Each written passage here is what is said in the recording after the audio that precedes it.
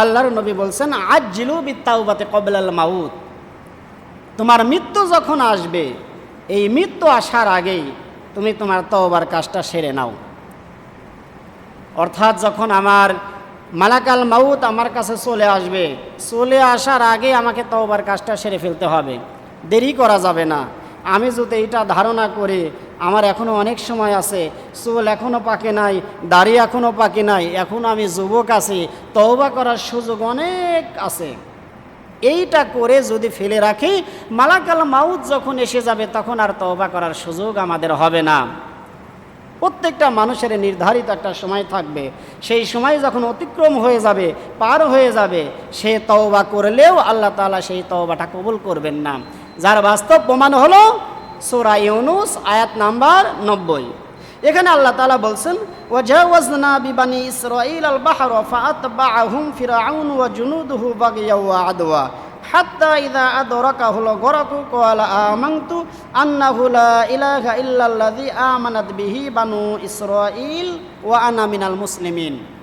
ফিরআউন তাকে আল্লাহ তাআলা এতই শক্তিশালী করেছিলেন, তাকে স্বাস্থ্যের দিক দিয়ে, দেহের দিক দিয়ে আল্লাহ তাআলা এতটাই সুস্বাস্থ্যের অধিকারী বা সুঠাম দেহের অধিকারী করে দিয়েছিলেন।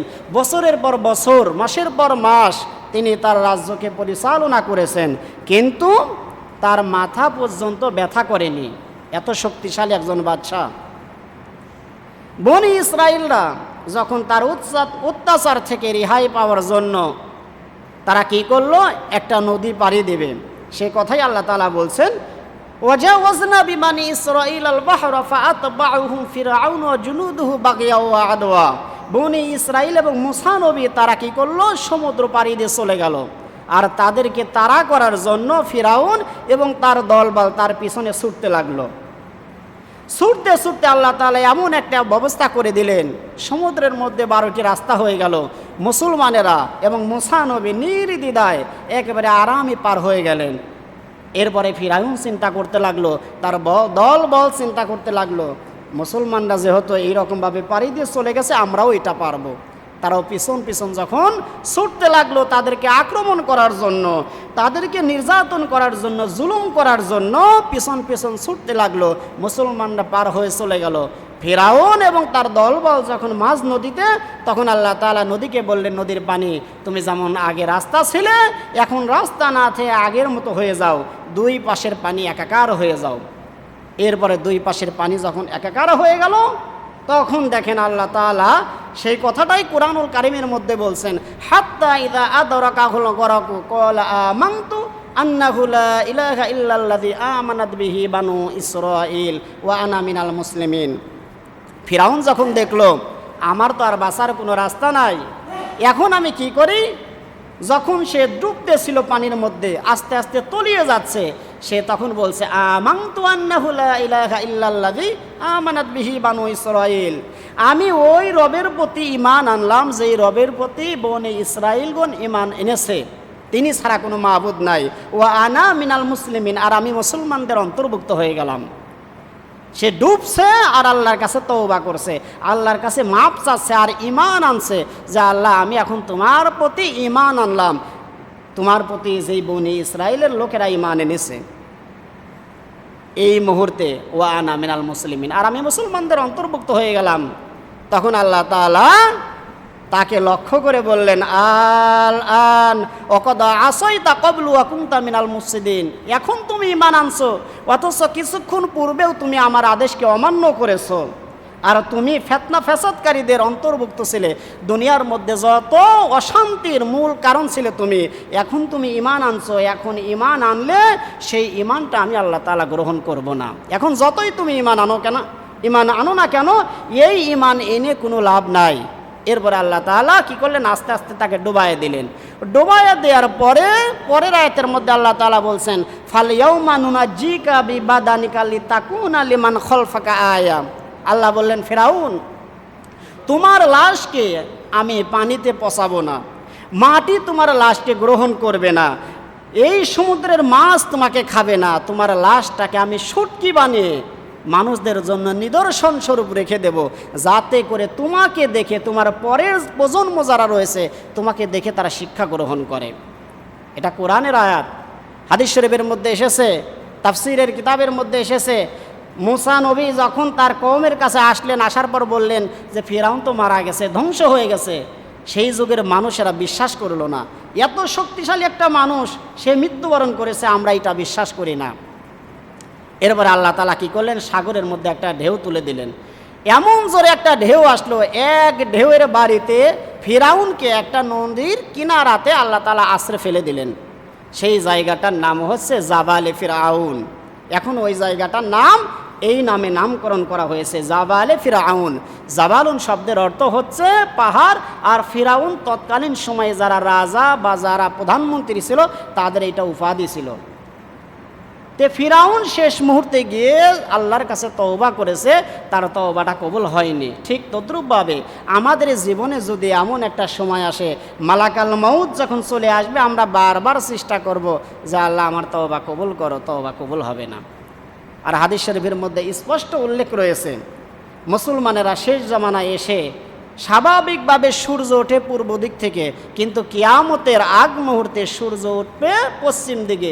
সেই রাতটা এত দীর্ঘ হবে, প্রত্যেকটা মানুষেরা হয়রান পেরেশান হয়ে যাবে। রাত এত বড় কেন, রাত পোহায় না কেন?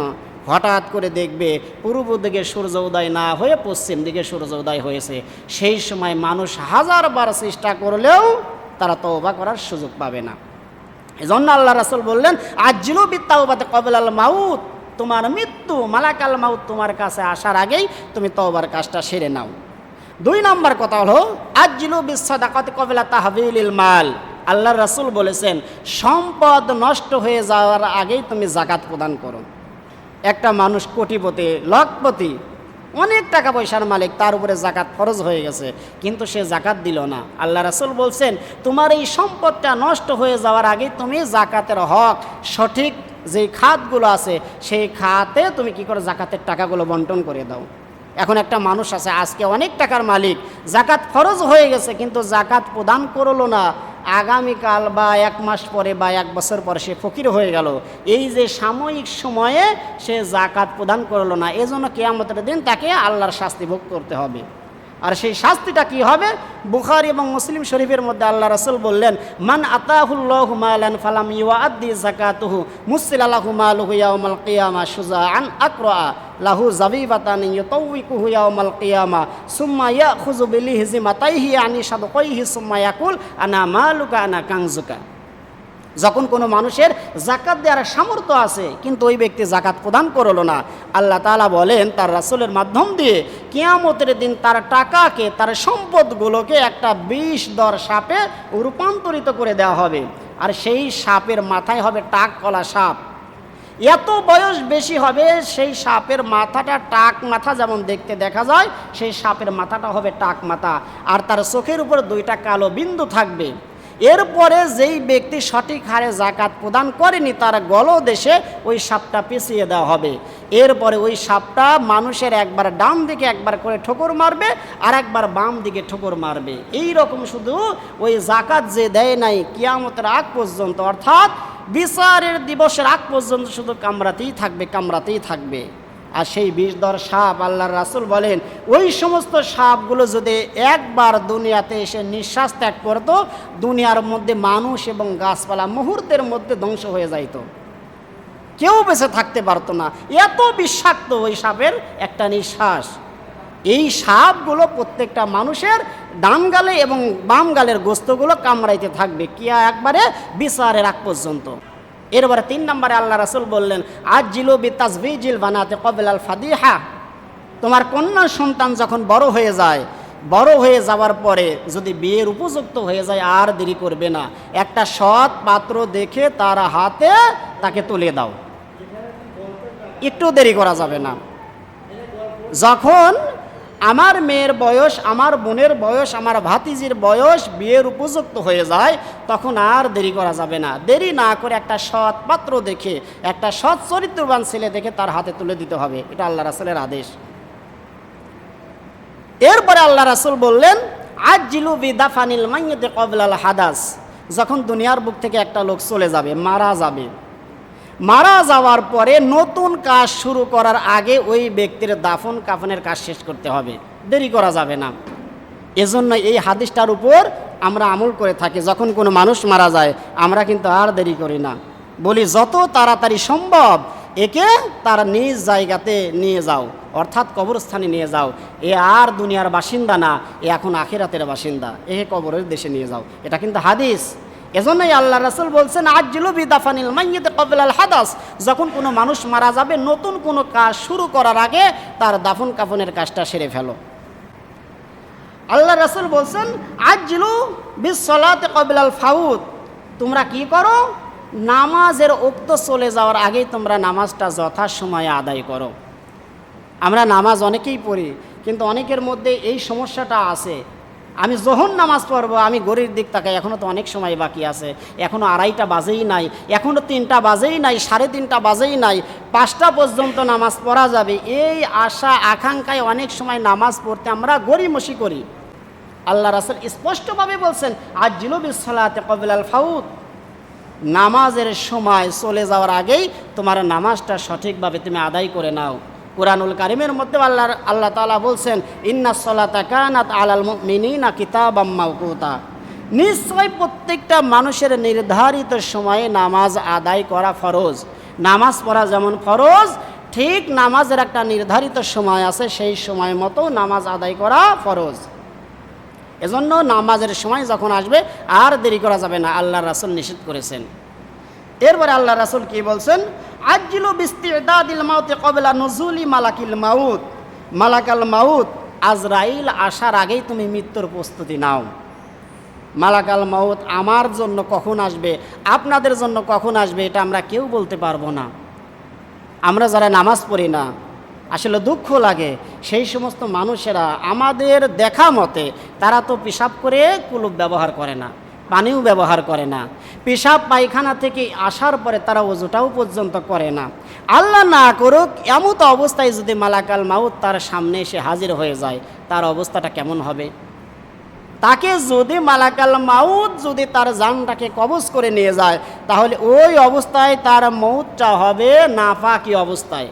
কেননা যখন আমরা পায়খানা থেকে আসি, কোনো ব্যক্তি যদি ওযু না করি সে নাপাক। একেবারে কোরআন এবং হাদিসে স্পষ্ট দলিল, সে একেবারে নাপাক থাকে। নাপাক থেকে পবিত্র হতে হলে অবশ্যই প্রত্যেকটা মানুষকে পায়খানা থেকে আসার পরে তাকে ওযু করতে হবে। এখন কেউ যদি পেশাব করেন, পেশাব করলে আপনার দেহটা একবারে পুরাপুরি নাপাক হয়ে যায় না। আপনি যখন কুলুপ ব্যবহার করছেন, এরপরে পানি ব্যবহার করছেন, আপনার দেহটা পবিত্র থাকবে, নাপাক হবে না। কিন্তু পায়খানা থেকে আসলে অবশ্যই আপনাকে ওযু করতে হবে। তাহলে যারা আমরা ওযু করি না, এমন অবস্থায় যদি আমার মরণ হয়, তাহলে আমার মরণ হবে নাপাকি মরণ। এজন্য আল্লাহ রাসূল বলছেন আজ্জিলু বিস্তিদাদিল মাউতি ক্বাবলা নুজুলি মালাকিল মাউত, মালাকাল মাউত আসার আগে তুমি কি করো, নিজেকে মৃত্যুর জন্য তৈরি করে রাখো। আমি একজন মুমিন বান্দা, আমি একজন নামাজি বান্দা, আমি যখন নামাজ পড়ে বা মসজিদ থেকে বের হয়ে যাচ্ছে, আমার ওযু আছে, আমার দেহটা পাক আছে, আমার তো কোনো ভয় নাই। যাদের ওযু আছে, যাদের দেহটা পাক আছে, তাদের তো কোনো ভয় নাই। এই জন্য আল্লাহ রাসূল মুমিনদের মৃত্যু সম্পর্কে বলছেন তুহফাতুল মুমিনিল মাউত, মুমিনদের জন্য মৃত্যুটা হচ্ছে উপহার স্বরূপ, হাদিয়া স্বরূপ।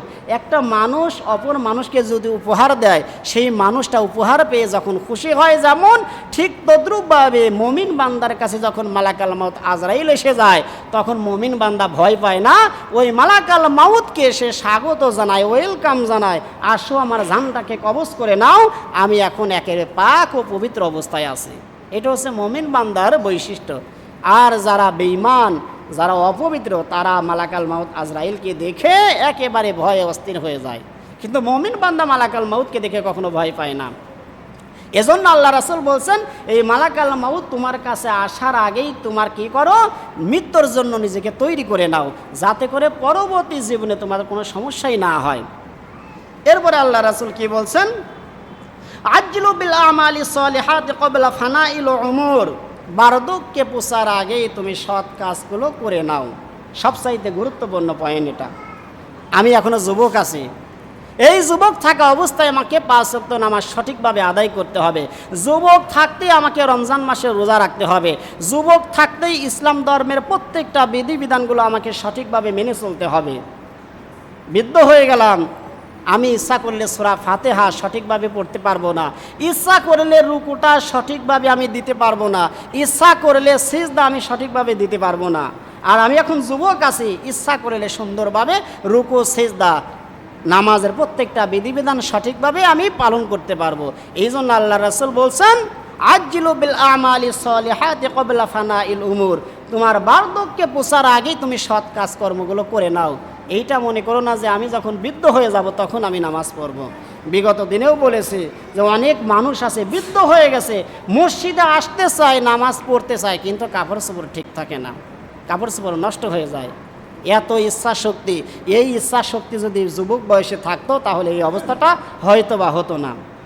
এজন্য যুবক থাকা অবস্থায় আমাকে সঠিক সিদ্ধান্ত নিতে হবে, এই যুবক বয়সটাকে ইবাদতের জন্য কাজে লাগাতে হবে। এরপরে সর্বশেষ 8 নম্বরে আল্লাহ রাসূল বলছেন, আজ্জিলু বিইরদাইল খুসুমি ক্বাবলান নাদামা, লজ্জিত হওয়ার আগে পাওনাদারকে তুমি মিটিয়ে দাও। এটা একটা গুরুত্বপূর্ণ পয়েন্ট। আমি একজনের কাছ থেকে কিছু টাকা ধার নিয়েছি, বা আমি কোনো দোকান থেকে বাকি নিয়েছি, আমাকে কেউ হাওলাত দিল, আমাকে কেউ কর্জ দিল। আল্লাহ রাসূল বলছেন, আজ্জিলু বিইরদাইল খুসুমি ক্বাবলান নাদামা, তুমি লজ্জিত হওয়ার আগে, অপমান হওয়ার আগেই তার টাকাটা দিয়ে দাও। যদি গচ্ছিত সম্পদ তোমার কাছে রেখে দেয় সেটা তুমি তাকে ফিরিয়ে দাও। অথচ আমাদের দেশের মধ্যে তো আমরা দেখতেই পাই, একজনকে টাকা দেয়, হাওলাত দেয়, 1 সপ্তাহের জন্য, 1 সপ্তাহ যায়, মাস যায়, বছর যায়, অনেক মানুষ আছে সেই টাকাটা দেয় না। আবার কিছু মানুষ আমরা আছি যারা দোকানে বাকি করে খাই, চাওয়ার সাথে সাথে মুখ দেখে অনেকেই দিয়ে দেয় যে আমার এলাকার মানুষ, আমার পরিচিত মানুষ, একে যদি 100 টাকা বাকি দেয় আমার কি হবে, এ তো আমাকে দিয়েই দেবে। কিন্তু 1 সপ্তাহ চলে যায়, মাস চলে যায়, বছর চলে যায়, আর দেখা করে না। আল্লাহর কসম, আল্লাহর রাসূল বলছেন, ইয়াগফিরুল্লাহু লিশ-শাহিদ কুল্লা যামবিন ইল্লাদ দাইন, আল্লাহর রাস্তায় কোনো ব্যক্তি যদি শহীদ হয় তার জীবনের সমস্ত গুনাহ মাফ হয়ে যায়, ইল্লাদ দাইন, তবে পরের ঋণ কখনো মাফ হয় না। যেই ব্যক্তির কাছে আমি ঋণ আছি সেই ব্যক্তির কাছ থেকে আগে আমাকে ওই বিলটা পরিশোধ করতে হবে, নাই মাফ চাইতে হবে। সে যদি মাফ করে বা পরিশোধ একবার ক্লিয়ার করে দেয় তাহলে আল্লাহ তাআলা আমাকে মাফ করবেন, এছাড়া আল্লাহ তাআলা আমাকে মাফ করবেন না। কারণ বান্দার একটা হক আর আল্লাহর একটা হক আলাদা। সারা জীবন নামাজ পড়ি নাই, সারা জীবন রোজা থাকি নাই, সারা জীবন যাকাত ফরজ হয়ে গেছিল, যাকাত দেই নাই, এরপরে হজ ফরজ হয়ে গেছে, হজ আদায় করিনি বা হজ পালন করিনি, আল্লাহ তাআলা মাফ করতে পারেন, এটা আল্লাহ তাআলার এখতিয়ার। কিন্তু আমি যদি কোনো বান্দার হককে নষ্ট করে দেই, ওই বান্দা যদি আমাকে মাফ না করে তাহলে আল্লাহ তাআলাও আমাকে মাফ করবেন না। এই জন্য আল্লাহ রাসূল একেবারে 8 নম্বর পয়েন্টের মধ্যে এসে বলছেন, আজ্জিলু বিইরদাইল খুসুমি ক্বাবলান নাদামা, তুমি লজ্জিত হওয়ার আগেই তুমি পাওনাদারের পাওনাটা মিটিয়ে দাও। এজন্য আমরা যারা দোকানে বাকি করে খাই এই বিষয়টা খুব খেয়াল করব যে দোকানে বাকি আছে, সময় থাকতে নির্ধারিত সময়ে আমাকে লজ্জা দেওয়ার আগে, অপমান করার আগেই আমি তাকে দিয়ে দেব। মহান আল্লাহ তাআলা আজকে যে 8টা পয়েন্টের কথা বলা হলো, এই 8টা পয়েন্ট যখন আসবে আর দেরি করা যাবে না, দুনিয়ার কোনো কাজকর্ম করা যাবে না, খুব দ্রুত আল্লাহ রাসূল বলছেন এই কাজগুলো আদায় করে দাও। মহান আল্লাহ তাআলা আমাদের সবাইকে যেন সেই তৌফিক দান করে দেন। সকলে বলি আমিন।